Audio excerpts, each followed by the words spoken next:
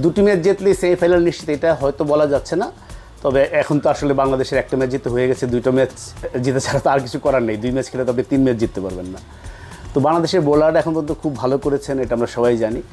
অস্ট্রেলিয়ার বিপক্ষে বোলাররা কেমন করেছেন সেটা যদি বিবেচনা করতে যাই, মাথায় রাখতে হবে যে অস্ট্রেলিয়া খুব ছোট একটা স্কোর চেস করতে নেমেছিল।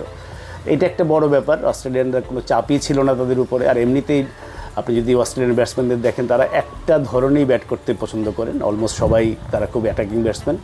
আর এইখানে একটা বড় জিনিস প্রভাব ফেলেছে এই অ্যান্টিগার বৃষ্টি।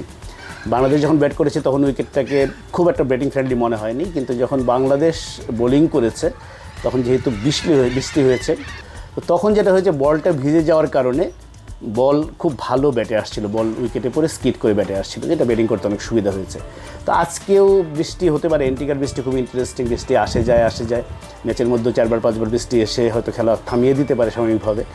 তো কাজে বৃষ্টি আসলে পরেই হয়তো ইকুয়েশন আবার চেঞ্জ হয়ে যাবে। তো বাংলাদেশ আর ইন্ডিয়ার সাম্প্রতিক যে একটা ঝাঁঝালো অতীত, সেই 2015 বিশ্বকাপ থেকে শুরু করে এরপরে নানা কিছু দেশে এটা বেড়েছে, ধোনির ধাক্কাকাণ্ড বলবো।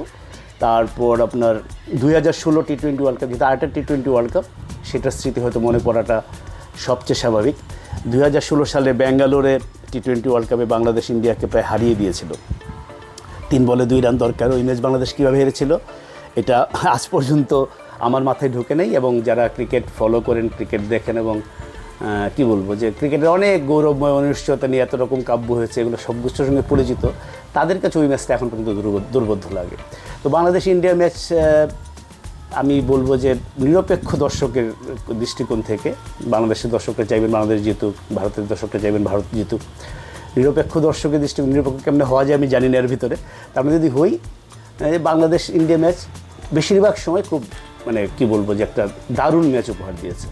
তো শেষ পর্যন্ত খেলায় আসলে তো জয় পরাজয় থাকবে, হয়তো বাংলাদেশ জিতবে বা ভারত জিতবে। তো আমার ধারণা একটা ভালো ম্যাচ হবে, সেই ম্যাচটা দেখার অপেক্ষায় আমি আছি। এন্টিগা থেকে আপাতত এখানেই বিদায় নিচ্ছি, পরে আবার কথা হবে।